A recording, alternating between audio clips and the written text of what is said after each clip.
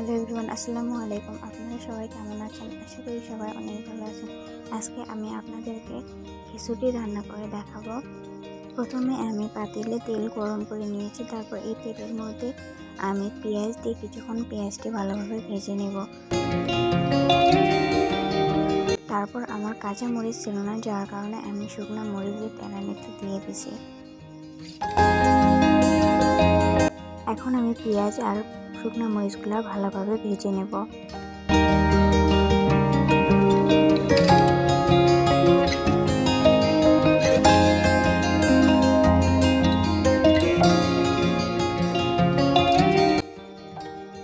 তারপরে এই তেলের মধ্যে আমি কিছু গোটা জিরে দিয়ে দেব।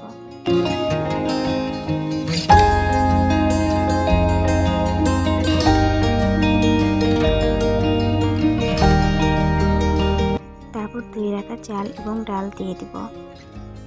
চাল ডাল দিয়ে আমি কিছুক্ষণ ভালোভাবে নেড়ে চেড়ে চাল আর ডাল দিয়ে ভালোভাবে ভেজে নেব।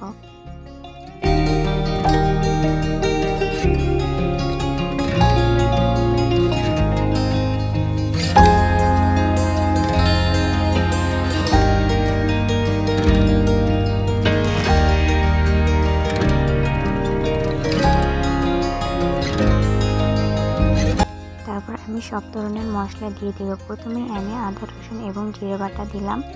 তারপর এখানে কিছু হলুদ গুঁড়া দিয়ে দেব। মরিচ গুঁড়া দিব না, কারণ আমি প্রথমেই শুকনা মরিচ দিয়ে দিয়েছি।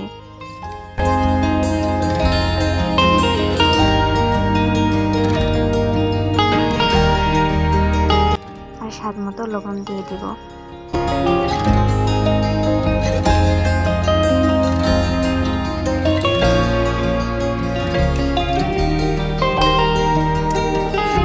তারপর সব ধরনের মশলা দিয়ে আবারও আমি কিছুক্ষণ ভালোভাবে চাল এবং ডালটাকে ভেজে নেব। আমি এখানে কিছু গুঁড়া মশলাও অ্যাড করেছিলাম, কিন্তু আপনাদেরকে সেটা দেখানো হয়নি। অফ ক্যামেরাতে আমি কিছু গুঁড়া মশলাও দিয়ে দিয়েছি, যেমন ধনিয়া গুঁড়া, জিরা গুঁড়া এবং গরম মশলার গুঁড়া। গুঁড়া মশলা দিলে যে কোনো তরকারি হোক বা খিচুড়ি হোক, খেতে অনেক মজা লাগে। চালটাকে আমি কিছুক্ষণ সময় নিয়ে ভালোভাবে ভেজে নেব অল্প আছে। তারপর এখন আমি পরিমাণ মতো পানি দিয়ে দেব। আমি খিচুড়িটা একটু নরম নরম করব, যার কারণে একটু পরিমাণে বেশি পানি দিব।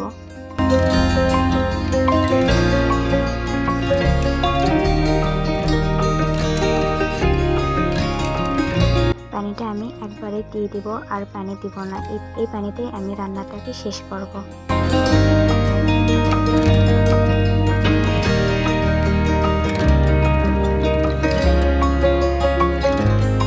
খিচুড়িটা রান্না হয়ে গিয়েছে। আজকের ভিডিও এই পর্যন্তই ছিল। সবাইকে ধন্যবাদ। সবাই ভালো থাকবেন। আল্লাহ হাফেজ।